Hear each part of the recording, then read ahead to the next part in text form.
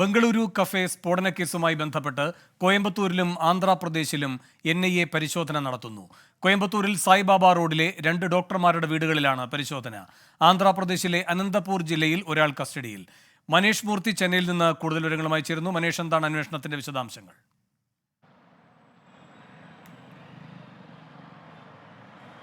വേണു, തമിഴ്നാട്ടിൽ കോയമ്പത്തൂരിലും ആന്ധ്രാപ്രദേശിൽ അനന്തപൂർ ജില്ലയിലുമാണ് പരിശോധന നടത്തിയത്. ഈ 2 പരിശോധനകളും ഇപ്പോൾ പൂർത്തീകരിച്ചു കഴിഞ്ഞു. കോയമ്പത്തൂരിലേക്ക് വന്നാൽ കോയമ്പത്തൂർ സായിബാബ റോഡിലുള്ള 2 ഡോക്ടർമാരുടെ വീടുകളിലാണ് പരിശോധന നടത്തിയത്. അത് ഡോക്ടർമാരായിട്ടുള്ള ജാഫർ ഇക്ബാൽ, അതുപോലെ തന്നെ നയീൻ സാദിഖ് എന്ന് പറയുന്ന 2 പേരുടെ വീടുകളിലാണ്. ഏകദേശം 2 മണിക്കൂറോളം അവിടെ പരിശോധനകൾ നടത്തിയിട്ടുണ്ട്. അവിടെ നിന്നും ചില തെളിവുകൾ, ചില രേഖകളെല്ലാം തന്നെ പിടിച്ചെടുത്തിട്ടുണ്ട് എന്നുള്ളതാണ് നമുക്ക് ലഭിക്കുന്ന വിവരങ്ങൾ. ആന്ധ്രാപ്രദേശിലേക്ക് വന്നാൽ ഒരു IT ജോലി ചെയ്യുന്ന ഒരാളാണ്. അയാളെയാണ് ഇപ്പോൾ രായദുർഗം സ്വദേശിയായിട്ടുള്ള സുഹൈലിനെയാണ് കസ്റ്റഡിയിലെടുത്തിരിക്കുന്നത്. ഇയാളിൽ നിന്നൊരു മൊബൈൽ ഫോണും അതുപോലെ തന്നെ ഹാർഡ് ഡിസ്കും പിടിച്ചെടുത്തിട്ടുണ്ട് NIA സംഘം.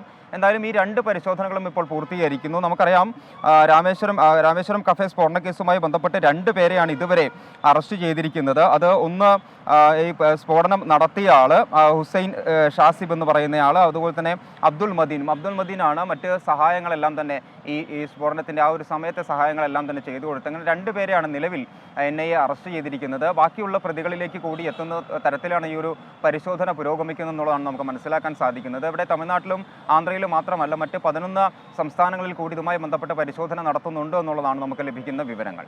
വേണം. മനേഷ് മൂർത്തിയാണ് ചെന്നൈയിൽ നിന്നും വിവരങ്ങൾ നൽകിയത്.